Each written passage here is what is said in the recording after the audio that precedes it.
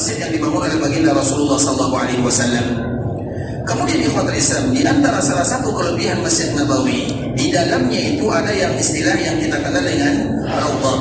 Di dalam Masjid Nabawi itu ikhwatul Islam ada namanya Raudhah, yaitu Raudhatun min Riyadhil Jannah, taman di antara taman-taman surga. Dan itu akan kita bahas sedikit demi sedikit ikhwatul Islam, Raudhah min Riyadhil Jannah, taman di antara taman-taman surga. Sebelumnya ikhwatul Islam, kita selalu mengatakan Masjid Nabawi semuanya adalah Raudhah. Masjid Nabawi semuanya adalah Raudhah.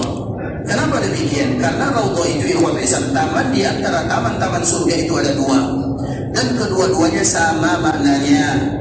Yang pertama, taman surga yang ada di antara rumah Nabi dan mimbar Nabi.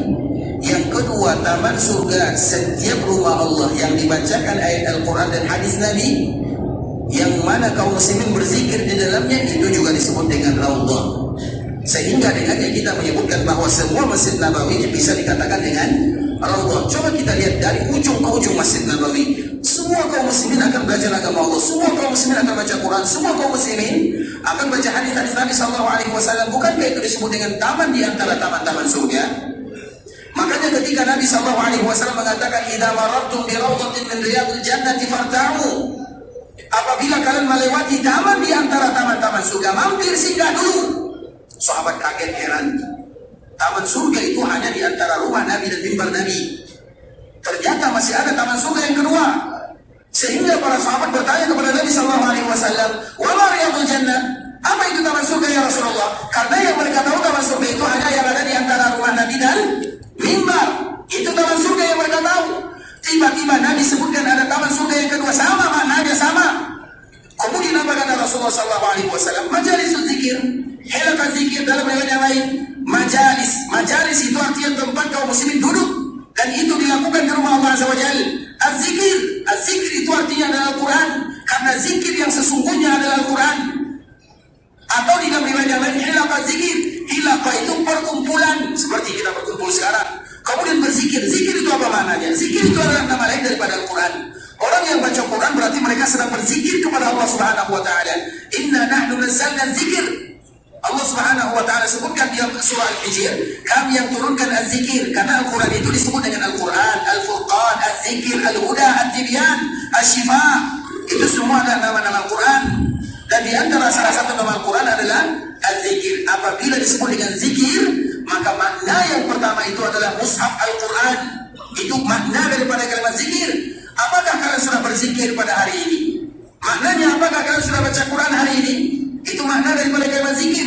Kalau secara mutlak. Sedangkan muqayyad itu tergantung apa tujuan daripada orang yang bertanya. Sudahkah kamu baca zikir pagi dan petang? Itu baru maknanya lain. Tapi apabila disebut dengan secara mutlak, sudahkah kamu berzikir? Maknanya sudahkah kamu baca Quran atau belum? Karena zikir itu adalah nama lain daripada Al-Quran. Orang yang baca Quran berarti mereka sedang berzikir kepada Allah Subhanahu wa taala. Dan orang yang semua zikir yang kita baca itu ada dalam Al-Quran. Bahkan zikir-zikir yang diucapkan oleh kaum muslimin, doa-doa yang diucapkan oleh kaum muslimin, maka itu ada dalam Al-Quran. Makanya ikhwatul Islam, usahakan berzikir tidak keluar dari ayat-ayat Al-Quran atau hadis-hadis Nabi SAW. Baik itu zikir secara mutlak atau doa kepada Allah, usahakan jangan berdoa kecuali dengan kalimat-kalimat yang disebutkan oleh Allah dalam Al-Quran atau yang disebutkan oleh Nabi SAW dalam hadisnya, karena itulah yang disebut dengan zikir yang sesungguhnya.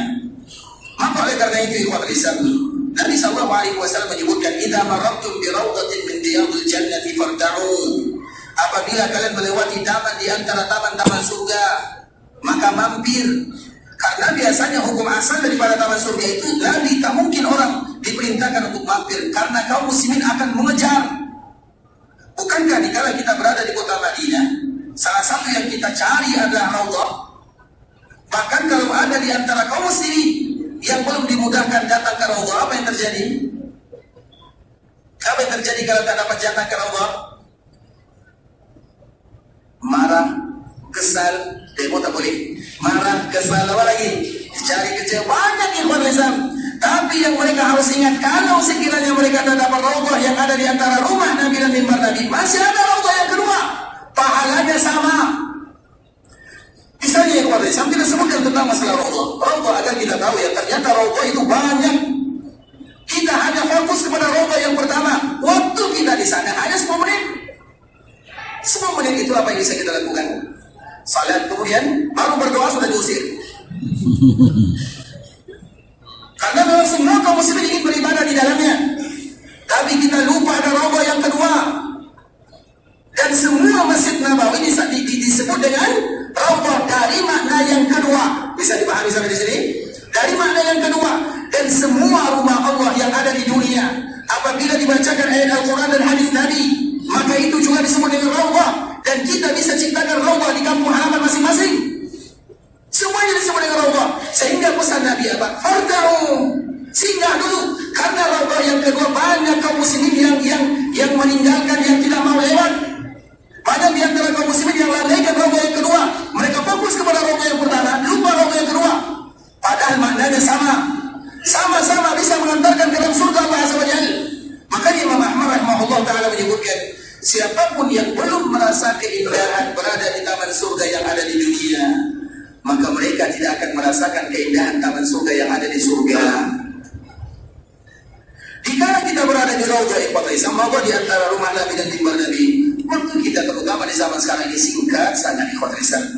Dulu-dulu, cerita dulu-dulu ya. Dulu-dulu, awal kali ke sini ikhwatul Islam, raudhah itu bisa kita duduk dari asar, maghrib, isya sampai pagi boleh, tak ada masalah. Orang tak banyak duduk di sana. Kita duduk, kita tidur, tak ada masalah. Kalau lepas asar itu orang tak ada di sana, artinya alhamdulillah diberikan kemudahan dari Allah Subhanahu wa taala. Tapi kalau sekarang banyak kaum muslimin, ada yang kadang-kadang mereka tak dapat jadwalnya, kadang dapat jadwal kena cancel, kadang terlambat, kadang sakit, kadang banyak alasan. Oleh karena itulah ikhwatul Islam, raudhah itu ada dua. Raudhah itu ada dua, dan semua Masjid Nabawi bisa disebut dengan raudhah dari makna yang kedua. Paham sampai di sini? Makanya Nabi sallallahu alaihi wasallam menyebutkan, "Idza marartum bi raudhatin min riyadil jannati farta'u." Apabila kalian melewati taman di antara taman-taman surga, maka singgah, mampir. Kenapa demikian? Banyak kaum muslimin yang tak nak singgah ke taman surga yang kedua, seperti yang tadi disebutkan. Dan salah satunya adalah di Masjid Nabawi. Di Masjid Nabawi kita fokus kepada raudhah yang pertama. Padahal kita tahu ikhwatul Islam, raudhah itu, keutamaan raudhah itu hanya satu.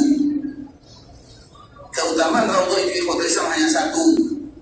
Raudhah disebutkan oleh Nabi sallallahu alaihi wasallam, "Ma baina baiti wa minbari raudhatun min riyadil jannah."